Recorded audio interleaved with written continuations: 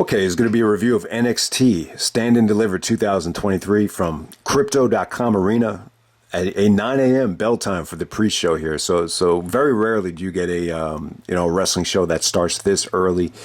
Overall, it was a pretty good show for NXT standards. For a lot of people that don't like NXT, it still kind of had that feel, with Pretty Deadly hosting the show. And I don't know, a lot of these, females, I think they're a little bit over the top in their presentation. So I don't know if the show is going to appeal to everybody. But there were some really, really good stuff on the show. I mean, obviously the match I was really looking forward to was the 5-way with Dragunov, and that definitely delivered. But we'll get to that a little bit later. So if you watch this thing on Peacock, they actually have the pre-show combined with the main show. So I was a little bit,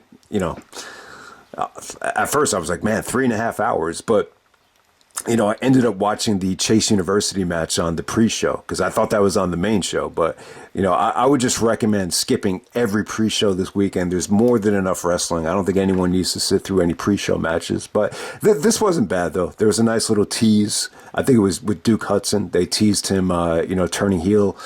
But ultimately, he joins back with the Chase University. I got to say, there was a lot of good talent in this match. It had its ups and downs. Obviously, Tyler Bate is someone you would have liked to see on the main show, but it was a solid effort for the pre-show right there. All right, next up, we'll move on to the NXT Women's Ladder match, which ended up being really good. So you got Roxanne Perez defending against Indy Hartwell, Zoe Stark, Gigi Dolan, Lyra Valkyria, and Tiffany Stratton. So I would just say this. It was good. I think all these women were on the same page. They all had that mentality of, just going out there and just, taking a beating. I just think it's tough sometimes, especially with females, to get them to, all be on the same page in terms of, just being willing to get hurt out there because it's dangerous, man. I thought these women went through a lot of pain, but it was good, though. I would say it was good. It wasn't great. Obviously the biggest bump of the night was from Tiffany Stratton. I don't think we've ever seen a female take that kind of bump in a ladder match. It was really, really something to see, especially with her, because she almost has like a Barbie type of physique. And, High Spots is actually selling like, bikini pictures of her at their website. So she definitely has a lot of sex appeal. So, give her credit, for taking that bump. I thought Lyra Valkyria was the most impressive female here. Some of her stuff is going to go under the radar, but I thought, she looked really vicious, with her execution and just her bump taking. So all these women look good, though, man. This was a good effort. The ending comes when Indy Hartwell actually gets an assist from her boyfriend to win the championship. So, really, really a nice little tone setter with this ladder match right here. All right, next up we had Gallus taking on the family of Tony D'Angelo and Shannon Stacks Lorenzo and the Creed brothers as well. This was going along really good. I thought all these guys really brought it. I mean, there was some really nice creative things here. There was actually a triple electric chair on the outside. It looked like, there was going to be, a doomsday device on the electric chair, and ended up just being a lariat. But yeah, they teased that, and it looked like it was going to be brutal. But there was a lot of good stuff here. The MVP of this match was actually Lorenzo. I thought he was really awesome here, man. And the Creed brothers were good. They tried to do the best that they could.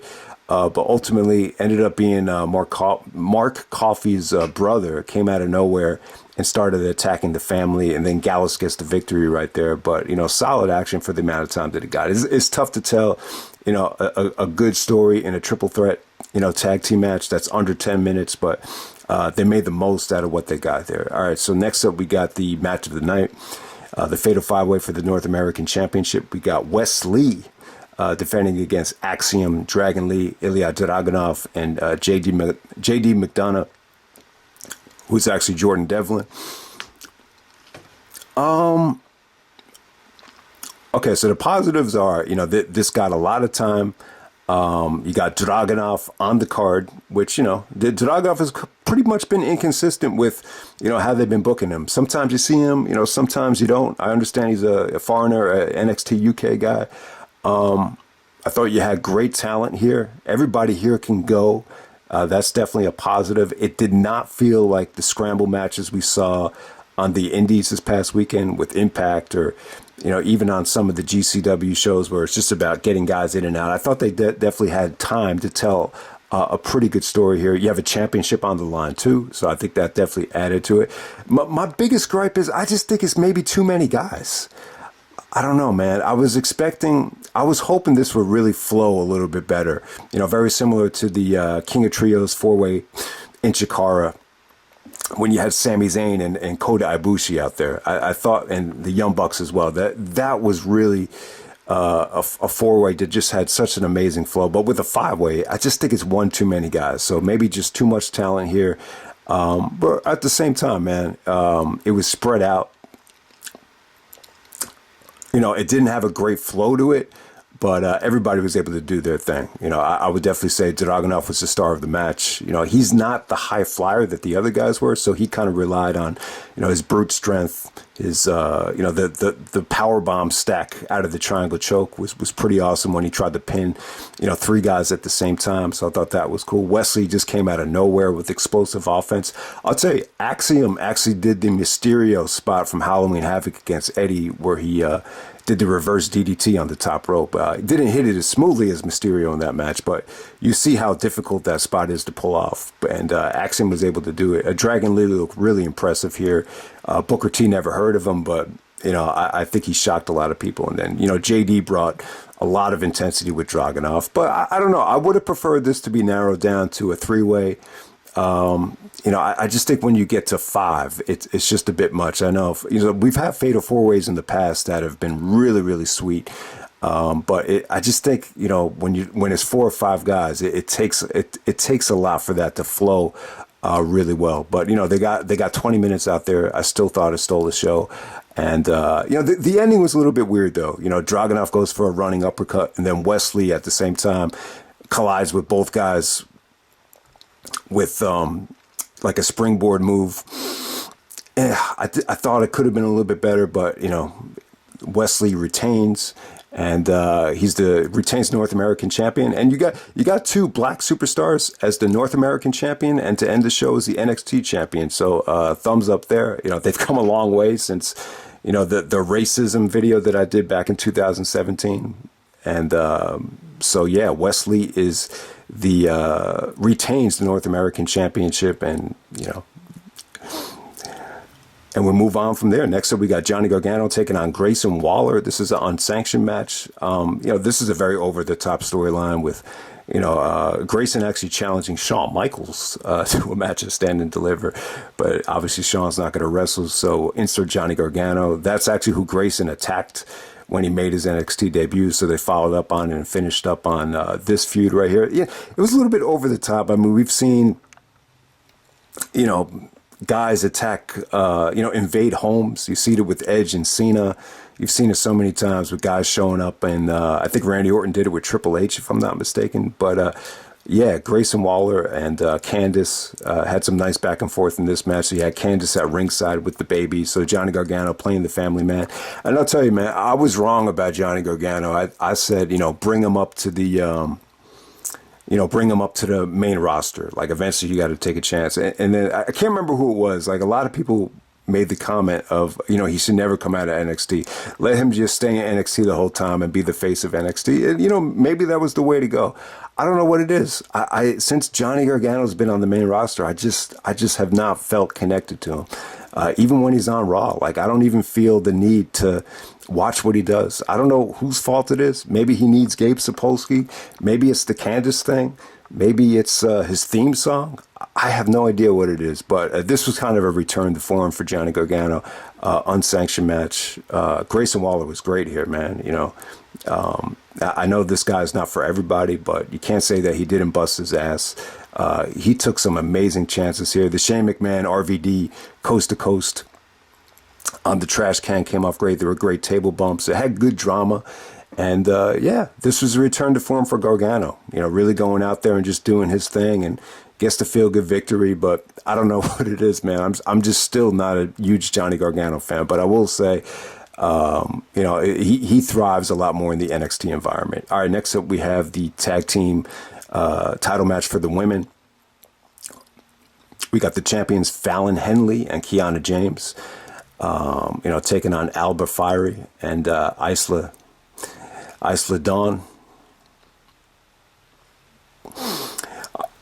Okay, so with this match right here, we got new tag team champions. There was a hesitation with the pocketbook from the males at ringside, Brooks Jensen and Josh Briggs.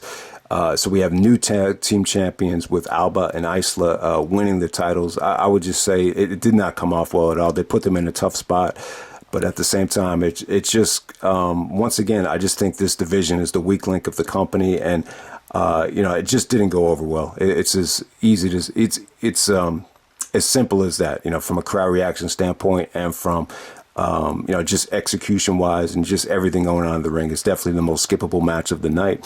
And we move on from there. For the main event, we got Bron Breakker defending the belt against Carmelo Hayes for the NXT Championship. The video package here was awesome. I think the video package was really, really good for Carmelo. It kind of showed him, they talked about how focused he was. And they even have a clip of him hanging out at the club and just kind of shifting gears and, training and taking this match more seriously. Bron Breakker was great as well, talking about how much time he spends in the weight room and training. So I just thought it was a nice old school video package here. Carmelo comes out with the Lakers inspired entrance with the jerseys and the ring attire, the tribute to Kobe, the Black Mamba. He had the purple and gold tights.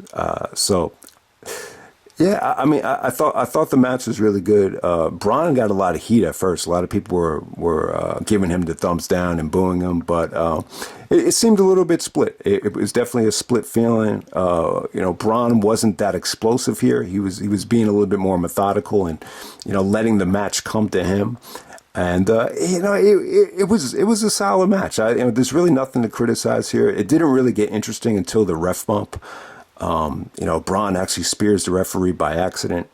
So Trick Williams, who's actually Carmelo's manager, interferes. He breaks up the Steiner recliner from Bron, and eventually Bron actually gets Carmelo up for the gorilla press. Carmelo hits a beautiful code breaker, actually, and then hits him with the guillotine leg drop to get the victory. So good ending. Wouldn't say it was great. Wouldn't say this is going to set the world on fire. But yeah, Bron Breakker's been champion, for well over a year. So it was cool to see the passing of the torch to Melo, and they were actually chanting Melo. Melo doesn't miss, and they were chanting Melo's name almost like Goldberg at the end of this thing. And we had a really, really nice code of honor here with Bron Breakker giving Carmelo the NXT championship, and then we get a pound, which I thought was really cool.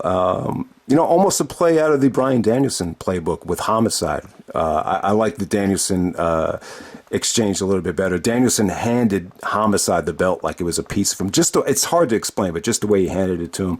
I wish Bron Breakker had saw that and did the same exact thing, but I don't think the NXT championship means as much as that ROH title meant to Bryan Danielson. So it is what it is there. But yeah, we got Carmelo Hayes and Wes Lee, the two champions of NXT. So I think this company has come a long way with recruiting charismatic and athletic, blacks that could really get the job done. Bianca as well, who, I know this isn't the review that everybody wanted. I did get to see the end of WrestleMania last night because I did not want to get spoiled.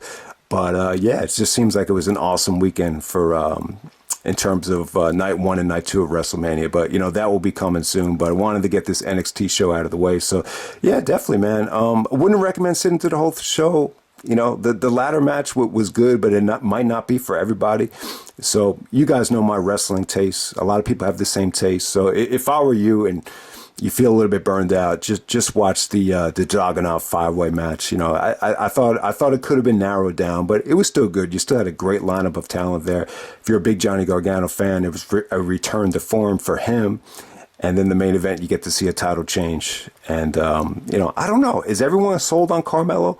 I'm not sure yet. I think the feelings on him are a little bit mixed at this point, but it seemed like there was a little bit of a burnout breaker for Bron Breakker. It almost had a feeling to me like he was happy to lose the title and he can move on to bigger and better things. So we'll see what happens there. But that's NXT Stand and Deliver, and I'm out. All right.